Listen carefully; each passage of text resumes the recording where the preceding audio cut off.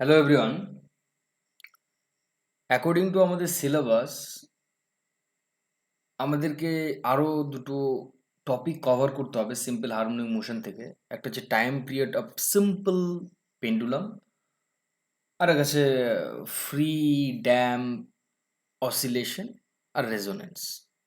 তো আজকের এই ভিডিওতে আমি শুধুমাত্র শেখাবো তোমাদের টাইম পিরিয়ড কীভাবে বের করতে একটা সিম্পল পেন্ডুলামের ক্ষেত্রে, যখন সিম্পল পেন্ডুলামের মোশনটাকে একটা সিম্পল হারমোনিক মোশন হিসেবে ট্রিট করা হবে। বোঝা গেল? চলো শুরু করা যাক। দেখো, আমি প্রথমে শুরু করার আগে তোমাকে বলে দিতে চাই, এই সিম্পল হারমোনিক মোশন এটাকে কিন্তু আমরা মেজার করি কি বলতো, স্ট্রেট স্ট্রেট লাইনে, তাই না? আমি তোমাদের বলেছিলাম এর আগের ভিডিওতে, এইটাকে যে আমরা মেজার করি সেটা কিন্তু স্ট্রেট লাইনে।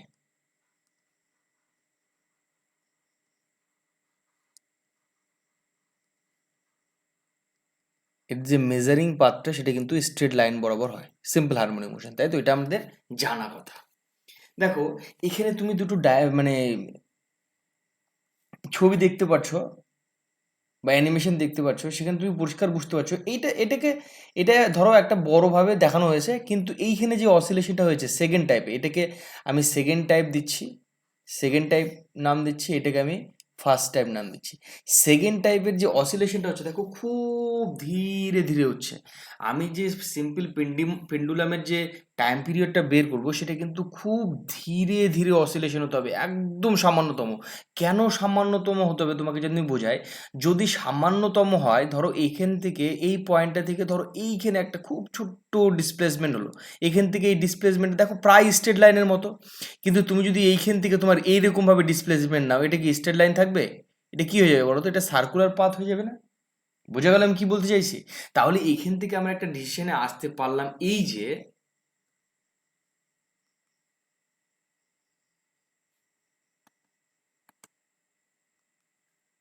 ডিসিশনটা এরকম, আমি তোমাদের এখানে লিখে লিখে আজকে এটা করাবো। সে দেখো, এখানে যে অ্যাঙ্গেলটা হবে ভালো করে খেয়াল করো। আমি তোমাকে যদি এখানে দেখাই এমনি ছবি করে, ধরো এখানে একটা আমি ছবি করে তোমাকে বোঝানোর চেষ্টা করব যাতে সুবিধা হবে, বিষয়টা পুরোটা ক্লিয়ার হয়ে যাবে। ধরো এটা একটা পেন্ডুলাম, এইটা একটা পেন্ডুলাম এইখানে। ওকে, এবার এইখান থেকে এই পেন্ডুলামটার ডিসপ্লেসমেন্টটা এরকম জায়গাতে হলো, এরকম জায়গাতে হলো পেন্ডুলামটার ডিসপ্লেসমেন্ট। বুঝা গেল? এবার কথা হচ্ছে এখানে একটা অ্যাঙ্গেল ক্রিয়েট হবে, এই অ্যাঙ্গেলটার নাম দিচ্ছি আমি থিটা। এখানে যে অ্যাঙ্গেলটা ক্রিয়েট হবে আমি বারবার করে এখানে মেনশন করব, সেই অ্যাঙ্গেলটা কিন্তু হতে হবে ভেরি ভেরি স্মল। কি হতে হবে? Very very small. এইটা যদি স্মল না হয় তাহলে কিন্তু যে তোমার পাথটা আসবে সেটা কিন্তু সার্কুলার হবে না। আমি কি বললাম? আমাদের থিটাটা কি হতে হবে? ভেরি ভেরি স্মল, তবে যে সার্কেলটা পাবে সেটার যে পাথটা সেটা কিন্তু স্ট্রেট লাইন হবে, স্ট্রেট লাইন হবে। কিন্তু তোমার যদি থিটাটা বড় হয়, মানে অ্যাঙ্গেলটা যদি তোমার অ্যাপ্রক্সিমেট খুব বড় হয়ে যায়, ভালো করে খেয়াল করো, থিটাটা যদি লার্জার হয়, ঠিক আছে, তাহলে আমাদের যে পাথটা হবে সেটা কি হয়ে যাবে বলো তো? আমাদের যে পাথটা হয়ে যাবে সেটা কিন্তু সার্কুলার টাইপ হয়ে যাবে, তাই না? সার্কুলার টাইপ হয়ে যাবে, সার্কুলার টাইপ। আমাদের যদি পাথটা সার্কুলার টাইপ হয়ে যায় তাহলে আমরা সিম্পল হারমোনিক মোশনটাকে কি ইউজ করতে পারবো? ভালো করে খেয়াল করো, আমাদের যদি পাথটা সার্কুলার হয়ে যায় তাহলে কিন্তু আমরা সিম্পল হারমোনিক মোশনটাকে ইউজ করতে পারবো না। আমাদের পাথটা দরকার হচ্ছে স্ট্রেট লাইন, তাই তো? আমাদের পাথটা যখন স্ট্রেট লাইন হবে তখনই কিন্তু একমাত্র সিম্পল হারমোনিক মোশনটাকে ইউজ করা যাবে। আশা করি বুঝতে পেরেছো আমি কেন বলছি খুব সামান্যতম ডিসপ্লেসমেন্ট নিতে হবে। ওকে, এইবারে দেখো, তারপরে তোমাকে আমি জানাবো এখান থেকে একটা কন্ডিশন, যে যদি থিটা ইফ, এটা আমাদের mathematically, if theta is very very approximately very very small হয়, এটা হয়তো আমাদের, এটা তোমরা হয়তো প্রত্যেকেই জানো যে সাইন থিটা এবং সাইন থিটা অ্যাপ্রক্সিমেটলি কিসের জন্য? থিটা ইকুয়ালস টু হয়ে যায়, সাইন থিটা অ্যাপ্রক্সিমেট থিটা হয়ে যায় যখন theta is very very very small, তাই তো? আশা করি বুঝতে পারছো। এবার দেখো, আমাদের আমি যে তোমাকে এখানে পেন্ডুলামটা ড্র করলাম, এই পেন্ডুলামটাকে একটু মডিফাই করে আমি আরো একটা নতুন পেন্ডুলাম ড্র করব, যেখানে আমি অনেকগুলো কন্ডিশন তোমাকে এখানে শো করানোর চেষ্টা করব। দেখো, আজকে একটাই শিখবো আমরা, তোমরা কিন্তু ভালো করে শিখবো। এইটা কিন্তু যেহেতু বলে দেওয়া আছে আমাদের সিলেবাসে, তাহলে একটু ভালো করে আমরা শেখার চেষ্টা করবো। এটা ধরো একটা পেন্ডুলাম, এই পেন্ডুলামের ডাইরেকশনটা ধরো এইখানে আসলো, আমি এটা বড় করে নিচ্ছি, কিন্তু এটা বড় এত আসবে না, বোঝা গেল? আমি এটা বড় করে নিলাম আর কি, এরকম। আচ্ছা, এটা একটু ছোট করে নিই, ধরো এরকম জায়গাতে আসলো, এরকম জায়গাতে আসলো। এইখানকার যে অ্যাঙ্গেলটা, সেই অ্যাঙ্গেলটা হচ্ছে থিটা। এই যে দড়িটা দেখছো, এটার লেন্থ হচ্ছে এল, এটাও তাহলে লেন্থ হবে এল, তাই তো? লেন্থটা এল। এবারে দেখো এইখানে একটা ভার কাজ করবে, এর যে মাসটা সেটা নিচের দিকে কাজ করবে, কি বলতো? এমজি, তাই না? এবার দেখো এই কম্পোনেন্ট বরাবর একটা ফোর্স পাবো, এবং এই কম্পোনেন্ট বরাবর একটা ফোর্স পাবো, এই কম্পোনেন্ট বরাবর একটা ফোর্স পাবো। এখানে অ্যাঙ্গেলটা তো থিটা, এটা যদি অ্যাঙ্গেল থিটা হয়, কেন কি এটা থিটা এটা থিটা, এখানে একটা কাজ করছে ফোর্স, কি বলতো? সেটা টেনশন। এই সাইডে যে ফোর্সটা কাজ করবে সেটাকে, সেই যে কম্পোনেন্টটা, সেটা হচ্ছে এমজি কস থিটা, এবং এই বরাবর যে ফোর্সটা কাজ করবে সেটা হচ্ছে এমজি সাইন থিটা, তাই তো? এটা আমরা জানি সকলে। এবারে দেখো এখান থেকে আমি কিভাবে রিলেশনটাকে অবটেন করতে পারবো। তুমি যদি ডায়াগ্রামটা একটু ভালো করে বুঝে যাও না, তাহলে বাদ বাকিগুলো অটোমেটিক্যালি কিন্তু তোমার মাথাতে সেট হতে থাকবে। ওই জন্য তোমাকে আমি এখানে একটু সময় নিচ্ছি।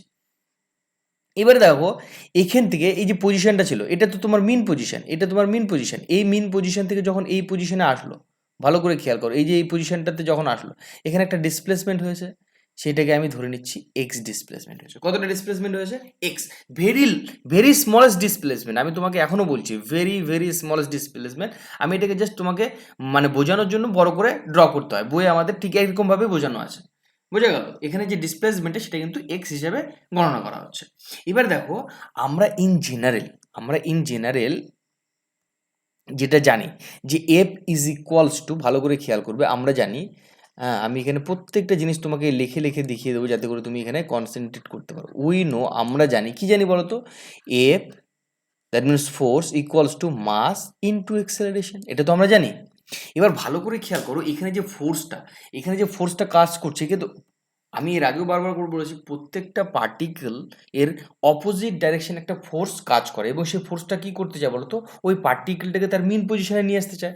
এবার দেখো এখানে যে ফোর্সটা কাজ করছে, সেই ফোর্সটাকে বলতো এখানে এম জি সাইন থিটা।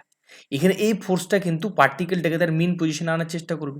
আর এদিকে টি, এই যে টি দেখছো, এই টেনশনটা, আর এখানে এটা একটা ফোর্স টেনশন, এটা এই দুটো সমান হওয়া যেটা, মানে এরা ইকুইলিব্রিয়াম অবস্থায় চলে এসেছে, T equals to M G cos theta, এরা দুজন ইকুয়াল হয়ে গেছে, এবং এরা একে অপরকে প্রশমিত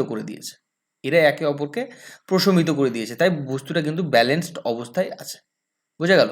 আমার এখানে এম জি সাইন থিটাটা কি কাজ করবে? ফোর্স হিসেবে কাজ করবে, অপোজিট ডাইরেকশনে নিশ্চয়ই কাজ করবে। তুমি বুঝতে পারছো, কারণ কি, তোমার অবজেক্টটাকে তো তোমার মিন পজিশনে নিয়ে আসতে হবে, তাহলে অপোজিট ডাইরেকশনে কাজ করবে। তাহলে minus m g sine theta, তাই তো, is equals to m a. এখান থেকে দেখো তো এম এবং এম আমি সিম্পলিফাই করে দিতে পারি, এখান থেকে আমি লিখতে পারি, দেখো তো, minus g sine theta is equals to a. এবার আমি কি বলেছি, যে থিটাটা ভেরি ভেরি স্মল হলে কি হয়? সাইন থিটাটা হয়ে যাবে অ্যাপ্রক্সিমেট থিটা, তাহলে minus g theta is equals to a. এবার তোমাকে এখানে আমি আরো একটা জিনিস বোঝানোর চেষ্টা করব। দেখো, আমরা সার্কুলার মোশনের ক্ষেত্রে শিখেছিলাম, ধরো এটা একটা সার্কেল,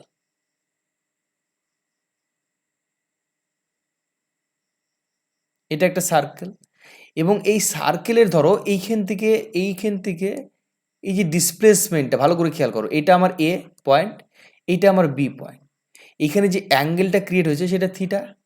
ওকে, এইখানে যে লেন্থটা, এখানকার যে লেন্থটা, এটাকে যদি আমি এল ধরি, কথার কথা, আমরা এখানে সার্কেলের ক্ষেত্রে আর ধরেছিলাম, আমি এখানে এল ধরছি, কেন কি আমার সুবিধা হবে। আমি যদি এটাকে এল ধরি, এবং এখানকার এই যে ডিসপ্লেসমেন্টটা, এই যে ডিসপ্লেসমেন্টটাকে যদি আমি এক্স ধরি, তাহলে তাহলে আমার যে কার্ভ লেন্থটা, মানে এ বি যে ডিসপ্লেসমেন্টটা, সেটা কি পাই বলো তো? বলতে পারবে এ বি যে ডিসপ্লেসমেন্টটা, A B in the sense আমি এখানে লিখতে পারি এক্স, এজন্য A B in the sense x, A B in the sense x, তাহলে আমি এখানে যেটা লিখতে পারি A B in the sense x, এইটা ইকুয়ালস টু আমি লিখতে পারি এল ইন্টু থিটা। তাহলে এখান থেকে দেখো আমি ইমপ্লাইজ করে বলতে পারবো না, দেখো তো এখান থেকে ইমপ্লাইজ করে বলতে পারবো না theta is equals to x by l, x by l. তাহলে এখান থেকে আমি কি পেলাম, theta equals to x by l. তাহলে আমি এটাকে বসিয়ে দিচ্ছি, ভালো করে খেয়াল করো। আমি যদি এখানে বসিয়ে দিই থিটার জায়গাতে, তাহলে আমাদের যে ফর্মুলাটা চলে আসছে minus g into x by l is equals to acceleration. তার মানে এটাকে যদি আমি একটু সাজিয়ে লিখি মাইনাস জি বাই এল, দেখো জি এবং এল এই দুটোই তো কনস্ট্যান্ট, এক্স ইকুয়ালস টু এ।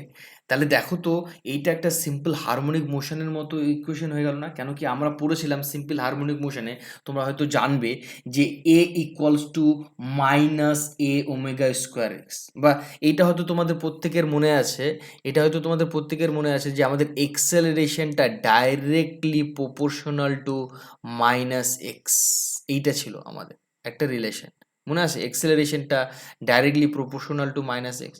তাহলে এখানে দেখো তুমি যে রিলেশনটা পেলে সেটা কিন্তু directly proportional to minus x, এর জন্য বোঝা গেল? তাহলে সেই ক্ষেত্রে আমি বলতে পারি যে yes this is simple harmonic motion, এটাকে আমি ইকুয়েশন নাম্বার 1 দিচ্ছি। This is simple harmonic motion, this is S H M, simple harmonic motion represent করছে এটা, তাই তো? এবারে দেখো আমরা আরো একটা কন্ডিশন জানি, আমরা আরো একটা কন্ডিশন জানি, কি কন্ডিশন বলো তো? আমরা যে কন্ডিশনটা জানি সেটা আমি এখানে একটা পেনের কালার চেঞ্জ করে লিখবো যাতে করে বোঝা যায়। উই নো, আমরা আরো একটা কন্ডিশন জানি, কি বলতো? সেটা হচ্ছে a is equals to minus omega square x. হ্যাঁ, এটা আমরা জানি, এই কন্ডিশনটা আমরা জানি, এই কন্ডিশন, তাহলে এইটাকে আমি নাম দিচ্ছি ইকুয়েশন নাম্বার 2, বোঝা গেল? এবারে দেখো আমি এইখান থেকে এই দুটোকে ইউজ করে, আমি এই দুটোকে ইউজ করব ফর্ম 1 অ্যান্ড 2, ফর্ম 1 অ্যান্ড 2 দেখো তুমি যদি কম্পেয়ার করো, ভালো করে খেয়াল করো, তাহলে এখান থেকে দেখো তুমি এটা পেয়ে যাবে না, দেখো minus g by l is equals to omega square, এর জন্য this is omega square, minus minus কেটে যাবে, আলটিমেটলি তুমি এখান থেকে যেটা পেয়ে যাবে যে omega square is equals to g by l. That this is implies that omega is equals to under root g by l, এর জন্য জি বাই এল। তাহলে তুমি এটা পেলে। আবার ধরো আমরা এখান থেকে আরো একটা কন্ডিশন জানি, কি কন্ডিশন বলো তো? তোমরা হয়তো প্রত্যেকেই বলতে পারবে যে টি ইজ ইকুয়ালস টু, আমরা জানি 2 পাই বাই ওমেগা, এর জন্য তাহলে এখান থেকে আমরা লিখতে পারবো যে T is equals to 2 pi under root এটা এল বাই জি হয়ে যাবে। This is our time period of simple pendulum, this is our time period of simple pendulum. এইটা কিন্তু ইম্পর্টেন্ট, এইটাই কিন্তু আমাদের এক্সামে আসবে, 2 pi under root L by g, not g by L, L by g. আশা করি বুঝতে পেরেছো। This is only very very very important. Time period পেয়ে গেলাম আমি, time period T is equals to 2 pi L by g, এলটা আমি জানি লেন্থ, স্ট্রিং লেন্থ, আর জিটা হচ্ছে গ্র্যাভিটেশনাল ফোর্স, পায়ের ভ্যালু আমরা জানি। বুঝতে পেরেছো? এখানে দেখো তুমি টাইম পিরিয়ডে কিন্তু মাসটা কোনোভাবে এফেক্ট ফেলছে কি? মাসের কিন্তু কোনো প্রভাব নেই, এটা কিন্তু মাথায় রাখতে হবে যে টাইম পিরিয়ড অফ সিম্পল পেন্ডুলামের ক্ষেত্রে মাস কিন্তু মাসের উপর ডিপেন্ড করে না, টাইম পিরিয়ডটা মাসের উপর ডিপেন্ড করে না। এই ইম্পর্টেন্ট পয়েন্টটা কিন্তু আমাদের এখানে মেনশন করতে হবে, ওকে? তাহলে আমি এখানে একটা কথা লিখতে পারি ইম্পর্টেন্ট নোট বলে, দেখো আমি এখান থেকে লিখতে পারি যে ইম্পর্টেন্ট নোট বলে আমরা লিখতে পারি না? প্রত্যেকে লিখে নেবে, আমি এগুলো লিখে লিখে এখানে করিয়ে দিচ্ছি যাতে করে সুবিধা হয়। এখানে ইম্পর্টেন্ট নোট বলে আমরা লিখতে পারি যে এখানে যে time period, time period time period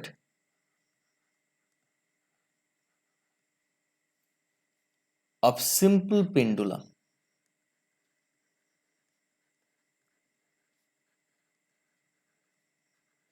does not depend on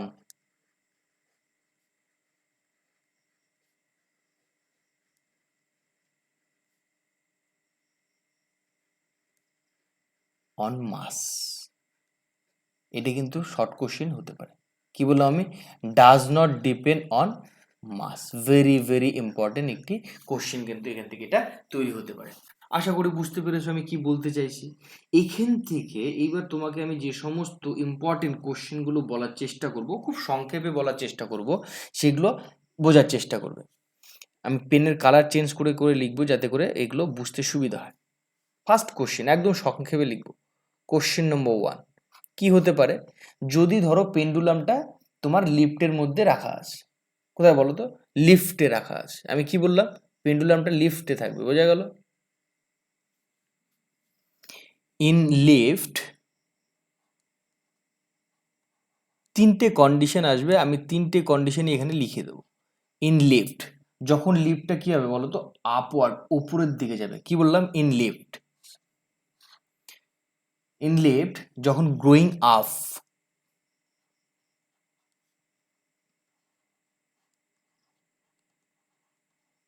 going up, সেক্ষেত্রে আমাদের যে টাইম পিরিয়ডটা হবে, সেক্ষেত্রে আমাদের যে টাইম পিরিয়ডটা হবে T is equals to 2 pi under root 2 pi under root L by g plus a. তোমরা জানো এ মানে এক্সিলারেশন, বোঝা গেল? এবার যখন কামিং ব্যাক মানে ধরো নিচে আসছে, এবারে ধরো কন্ডিশনটা কামিং ব্যাক হচ্ছে,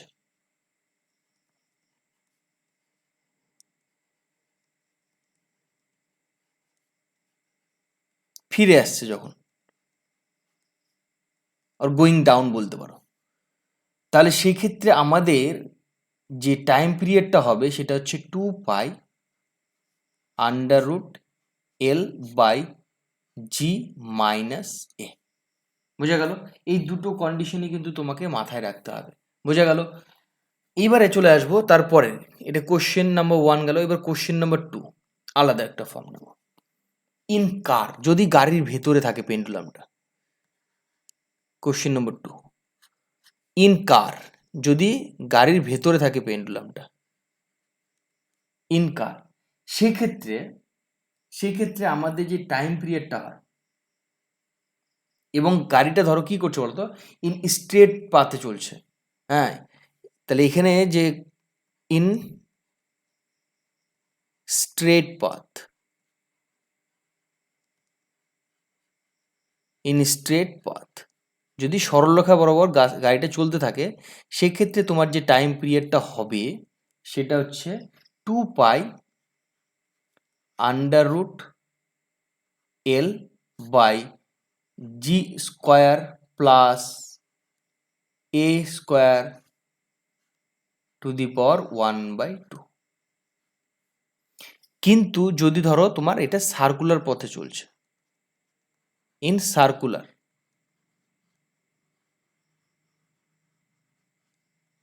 সার্কুলার পাথ, সেক্ষেত্রে টাইম পিরিয়ডটা কি হবে? সিম্পল পেন্ডুলামের ক্ষেত্রে মানে তোমার যদি এরকম একটা পাথ থাকে, ভালো করে খেয়াল করবে, আমি মানে ধরো পাথটা তোমার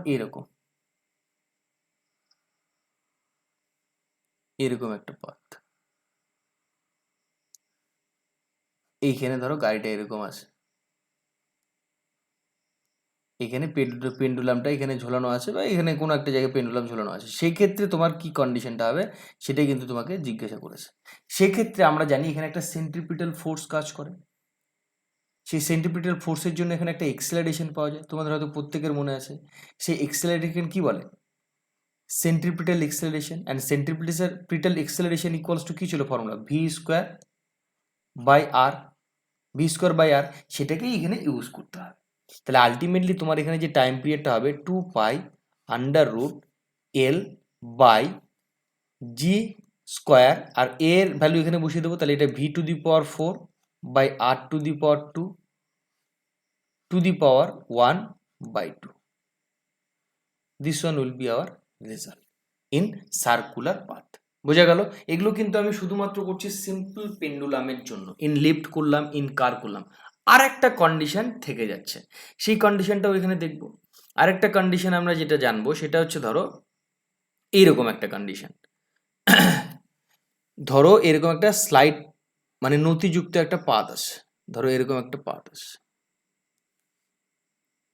এইরকম স্লাইড একটা পাত দেওয়া আছে, এবং এখানে একটা গাড়ি আছে। ওকে, এখানে একটা গাড়ি আছে। এবার এই গাড়িটাতে এখানে একটা পেন্ডুলাম ঝুলানো আছে। তাহলে সেক্ষেত্রে এই পেন্ডুলামের যে টাইম পিরিয়ড সেটা তোমাকে বের করতে বলেছে। এখানে এই ক্ষেত্রে যে টাইম পিরিয়ডটা হবে সেক্ষেত্রে তোমার টাইম পিরিয়ডটা যেটা হবে সেটা বের করতে তোমাকে বলেছে। এখানে পরিষ্কারভাবে বুঝতে পারছো, এখানে এই বরাবর এমজি কাজ করবে। ওকে, এখানে এই সাইডের এক্সেলারেশন বরাবর কাজ করবে a sine theta, a equals to that means acceleration equals to কাজ করবে জি sine theta.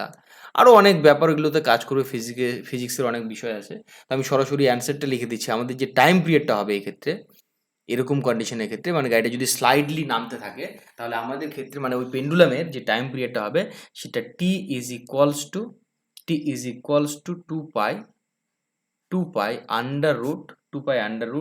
L by g cos theta.